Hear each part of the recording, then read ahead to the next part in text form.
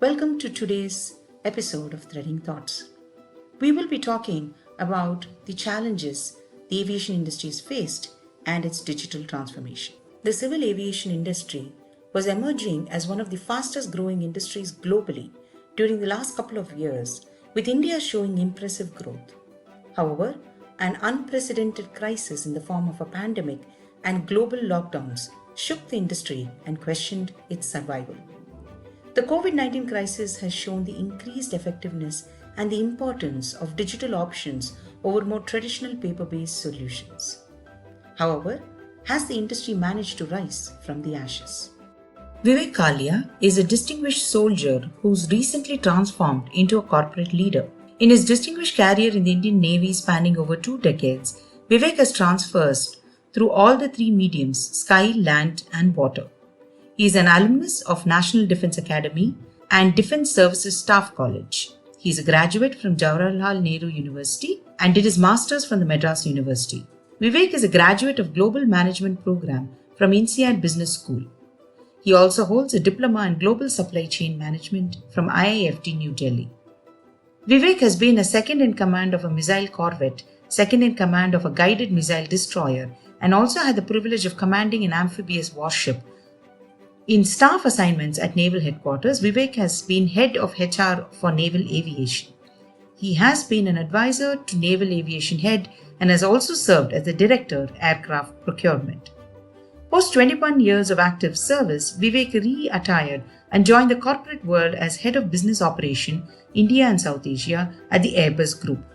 In his present assignment, Vivek heads the training business operations, flying and maintenance training for Airbus customers in India and South Asia. In addition, he is accountable for negotiation management of all Airbus aviation training contracts, business performance, financial forecasting, and KPI monitoring. As business head, Vivek is responsible for the efficient running of Airbus India Training Center and for ensuring seamless customer experience. Hi, Vivek. We're really glad you were able to join us today, and it's a real pleasure talking to you. Thank you so much for taking your time off for us. Thank you very much, Madhula. I think it's my pleasure. I'm humbled by your invite, and it's an opportunity for me to share my thoughts and exchange views on the matter of expertise which I've got. And so, thank you very much for hosting me. Oh, absolutely, our pleasure. So, just off the bat, where do you see the future of unmanned aerial vehicles and their impact on the industry? I think this unmanned aerial vehicles are definitely a platform which has got a widespread utilization in various fields. It's an aerial platform, but yes, it has got a utilization in various fields, whether it is to for the deliveries or in the military affairs, or it is in the urban mobility section which is there, or also in the fields of e-commerce where we see. So the variety, as much as I think the human mind is going to stretch itself, its imagination with regards to where we can utilize this particular platform. I think more avenues we'll find. These are some of them which I've listed down, which are there. But sooner, I'm sure more such things will come up like that. So I think the future definitely is we are exploring a different media altogether to utilize a much faster way of deliveries. It has been shown right from pizzas to even small delivery of items, which is there. True. The military utilization of the drones is already there, and it is going to be taken to a different level where the exposure of the manned combat aircraft is going to reduce. Whether it is for actual warfighting or it is for surveillance purposes, drones in the military technology are already there, and are being quite well utilized by the navies and the air forces across the world. Uh, and moving on also to the urban utility section, I think while the space on ground is reducing, I think the space on the in the air is being utilized by the various companies, whether it is Uber or Lilium or any other companies, even Airbus and other. So I think there is enough scope there again. Yes, it is still in the nascent stages, but I'm sure it will get its traction as soon as we further go and explore it. So I think the unmanned airspace has got a lot to explore, but there are enough. There's some challenges with regards to the regulations, especially, and not True. only in India. I think because it's a common space which has to be shared between not only the manned aircraft and also between the unmanned aircraft, True. or I would say remotely piloted. I would not say unmanned aircraft; they're remotely piloted. So I think the regulations have to be very clearly defined because there are areas where if it is not regulated, the skies are not regulated properly, it can lead to a catastrophic kind of incidents which are there. So I True. think the regulations need to be set in place for all the stakeholders who are going to operate, whether it is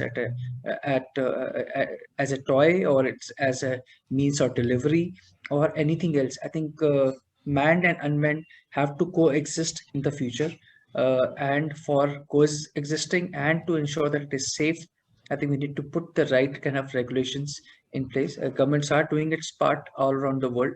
I think that is where we need to put in more efforts to regulate the traffic in the air properly.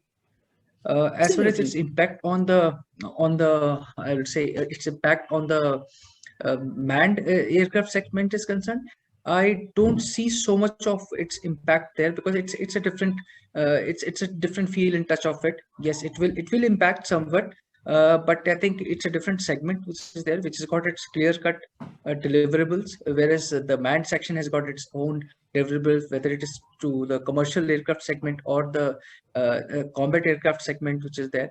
It's got a different feel and touch of it. So I think both have equal role to play, and I think both will continue to coexist. Maybe a little bit share may move up and down between the two True. segments, but I think they have enough things to be delivered in the future, and I think both will coexist. The technologies will further enhance in the future, and both will play I think a major role in the aviation industry as we move along in the future. That's fascinating because, as you correctly mentioned, unmanned aerial vehicles are just a tool.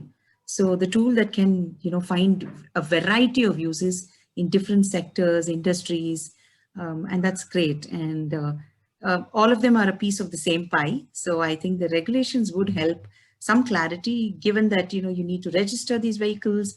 And I think that going forward, I think there will be a little more clarity on the space per se, because then you're just going to get multiple unmanned vehicles, aerial vehicles, and that's also a safety issue, right? It's a huge safety issue. So I think that's also something that will the government is thinking about, but I think going forward they will start working on it a little faster, at least regulating these. So that's very interesting to see that they seem to go hand in hand, and given that it's being used in defense, I think that's a great utility, not only for training, but I also understand it's also on the field as well, right? For both sectors. Yeah, that's correct. So it's been used both on the field also, which is there, and though the commercial utilization may be happening at a lower scale, means with the smaller drones and all, but in the military it is definitely happening with a much larger drones which can carry a much larger payloads and all. So actually I'd say the requirements in the military space are a little different than what is there in the civil space. So the payload carrying capacity and all, which is required to deliver certain kind of payloads, whether it's for surveillance or some purposes of actual combat roles. So it's a different role which is there. So it's Right. been used for many years now. But for the civil world, is again, it's got if you want to use an air taxi. So again, you'll need to have those payload requirements, how much Absolutely. takeoff weight it will have.